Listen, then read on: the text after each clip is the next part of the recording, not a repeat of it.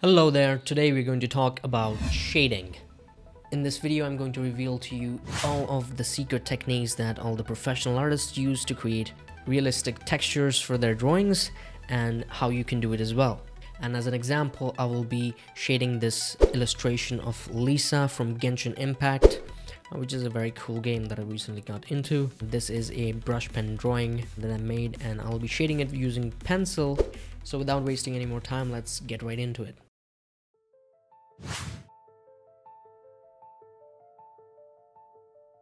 Now here are a few things that you need to keep in mind whenever you're shading. Firstly, that how you hold your pencil really matters. So you need good control over your tools in order to create good textures. Secondly, you need to create different textures and use different pressures in order to create different tones for each different object. So shading something made of glass or metal is going to be very different than shading clothes. Thirdly, you need to add lots of lines and details as well to make your illustration realistic. And finally, contrast is very important. So you can't just create a bunch of grayscale shades and expect it to look good, because what is the most appealing thing to human eyes is good contrast. So you will need to create bright and just white highlights as well as deep dark blacks in your drawing to create a sense of depth. Now that we have that out of the way, let's get right into shading this drawing and I'll show you how it's done. This is the drawing of Lisa that we are going to shade today. And first I'm going to use this Pigma fine brush pen to add all of the black parts, which you can see in the reference image over here. So all of the black parts in the hat she's wearing as well as her clothes, we are going to add using this brush pen, and that is going to help us fulfill our point number 4 that we just discussed about, which is contrast. And when you add enough contrast to a drawing, well, it suddenly becomes an illustration, you know. The only difference between a drawing and an illustration is really the amount of detail, which is why we often see that many illustrations and pages in manga and comics are just completely black and white with no tones or shading of any kind. The manga artists used mostly rich contrast between the black and white lines to create different textures, which you can also do in various ways. Like you just saw me add some hatching in the shadows to create a sort of a texture over the hat, as well as on her gloves you can see some hatching, and that really helps to differentiate it from the rest of the drawing, because you are not going to see those straight black lines anywhere on other parts such as her hair or her skin, and that really helps differentiate one thing from the other, which you really need when you are drawing in black and white, because there are no colors.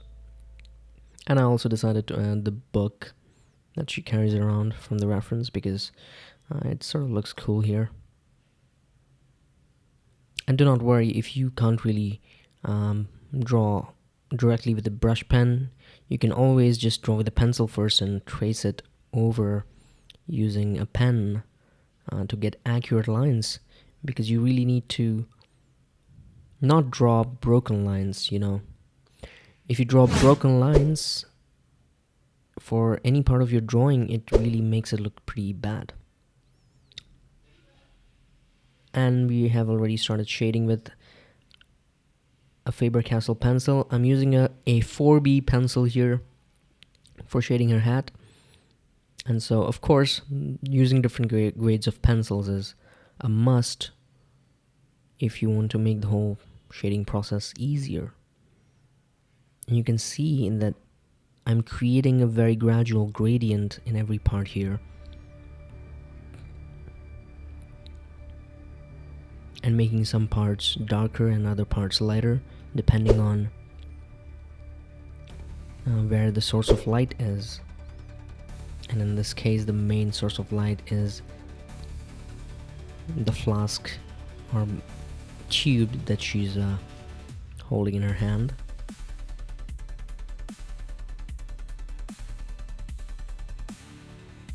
And you can see that I'm creating different gradients for each part, and now I'm using a mechanical pencil and shading her hair.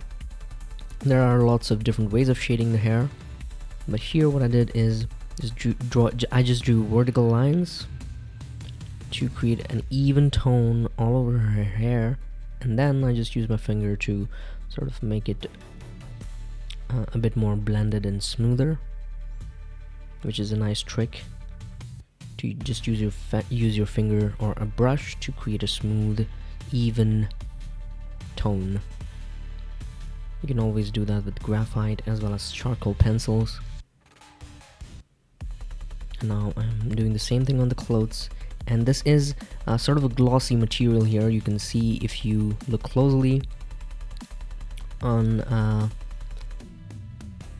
her sleeves, you can see that it's sort of a material almost like a glass, so you need to be very careful when you shade that. You need to leave the borders sort of white so that you have some highlights, because that's really a good way to draw glass. As well as the tube in her hand, I use the same technique over there. And for the other parts as well. And again, as well as shading the hair, you could shade it in many different ways. I just decided to do it this way here because it's much faster. And yeah, basically that's the whole illustration. So that was all about shading, and I really hope that you guys enjoyed the video. If you did, then don't forget to give it a like as well as subscribe to my channel, because I will be posting lots and lots of tutorials for you guys very soon. And if you'd want to work with me one-on-one and improve your art and learn how to draw in any medium of your choice, then don't forget to check out the link in the description for my Art Mentorship Program. I think you can really benefit from it, so do give it a look. And if you want to learn how to draw realistic faces, then don't forget to check out this video next.